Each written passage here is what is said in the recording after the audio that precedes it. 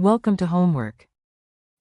So let's draw the free body diagram for the person inside the elevator. Going up would be the normal force. Going down would, of course, be the force due to gravity or the man's weight. And so we're going to, for part A, we're first going to calculate the time to accelerate from rest. So we have V final equals V initial plus AT. We're accelerating from rest, therefore our initial velocity is going to be 0. And our time would simply be equal to the final velocity divided by the acceleration. This would equal 9.0 meters per second, and then this would be divided by 1 meters per second. The acceleration cannot be any greater than this because any greater than 1.2 meters per second squared, and the passengers within the elevator would start to feel uncomfortable. Therefore, the time is going to be equal to approximately 7.5 seconds. At this point, we want to find the distance traveled during this acceleration. So we can say that delta y, or we can 7.5 seconds. My apologies. So we want to find the distance. So this would be, instead of delta y, delta x. This would equal vx initial t plus 1/2 at squared. We know that the vx initial is going to be 0. Therefore, this would equal 1/2 times the acceleration of 1.2 meters per second squared, multiplied by 7.5 seconds, quantity squared, and we have that delta x would be equal to 33.75 meters.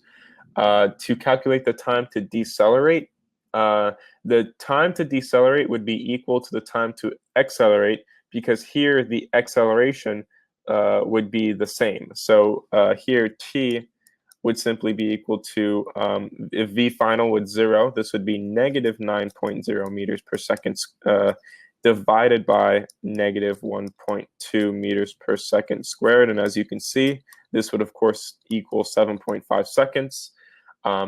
The distance traveled during, this would be acceleration.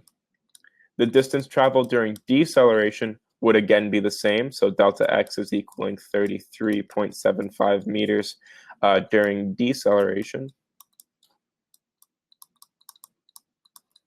And we can say that the distance traveled at constant velocity. So we can say distance at constant velocity would be equal to 180 meters minus 2 times 33.75 meters. This is giving us 112.5 meters. And so we can calculate the time spent at constant velocity. So we can say that delta x would simply be equal to the average velocity times t. Therefore, t would be delta x divided by the average velocity. In this case, this would be 112.5 meters divided by 9.0 meters per second. This is equaling approximately 12.5 seconds. Therefore, the times at each stage, we can say accelerating would be 7.5 seconds. Decelerating would be again 7.5 seconds, and then constant velocity.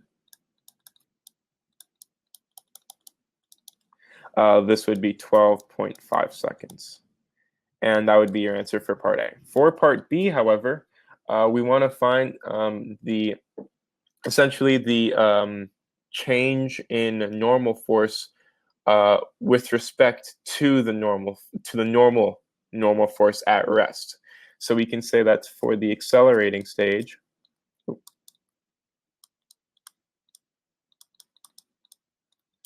this would be the change in the force normal divided by the force normal at rest. So this would be ma divided by mg. This would equal a over g, or 1.20 meters per second squared, divided divided by 9.80 meters per second squared. This is equaling, rather we can say times 100. So this is equaling 12%. Or we can, so we can say at constant velocity then,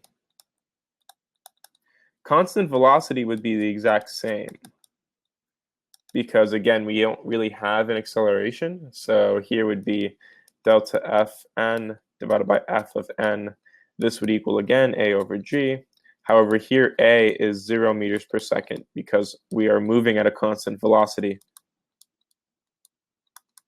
Therefore, this is going to equal 0, or just 0%. For the decelerating stage,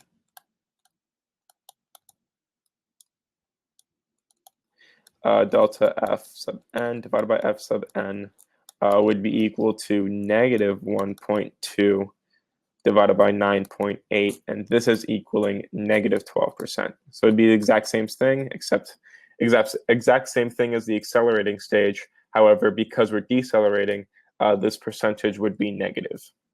And then finally, for part C, we want to find, for part C, we know that the normal force is not equal to the weight during the accelerating and the deceleration phases. So we can say that 7.5 seconds plus 7.5 seconds divided by the total time of 7.5 seconds plus 12.5 seconds plus 7.5 seconds, this would equal 55%. So that would be your answer for part C. That is the end of the solution. Thank you for watching.